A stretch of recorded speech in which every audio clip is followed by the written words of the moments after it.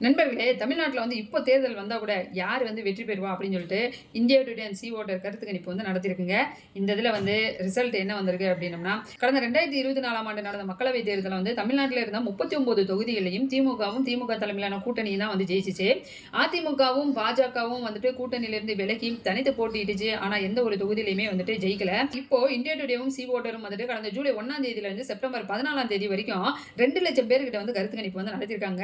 அதுல ரிசல்ட் வந்து என்ன வந்திருக்கு அப்படின்னம்னா, திமுகவின் இந்தியா கூட்டணி வந்துட்டு 36 தொகுதிகள்லயும், அதிமுக, பாஜக, தேசிய ஜனநாயக கூட்டணி வந்துட்டு 3 தொகுதிகளையும் வெற்றி பெறுவதற்கு வாய்ப்பு இருக்கு அப்படின்னு சொல்லிட்டு கருத்து கணிப்பு வந்து சொல்லியிருக்குங்க. அதே மாதிரி திமுகவுக்கு எதிரான வாக்குகள் எல்லாமே வந்துட்டு நேரா அதிமுகவுக்கும், பாஜகவுக்கும் போகாம புதுசா என்ட்ரி ஆயிருக்கிற விஜய் அவர்களோட தாவேகாவுக்கும் சிதறது வந்துட்டு திமுகவுக்கு தான் அதிகமான வாய்ப்பு இருக்கு. அதனால மறுபடியும் திமுகவே ஆட்சி அமைப்பதற்கான அதிக வாய்ப்புகள் இருக்கு அப்படின்னு சொல்லி கருத்து கணிப்பு ரிசல்ட் வந்து சொல்லுதுங்க.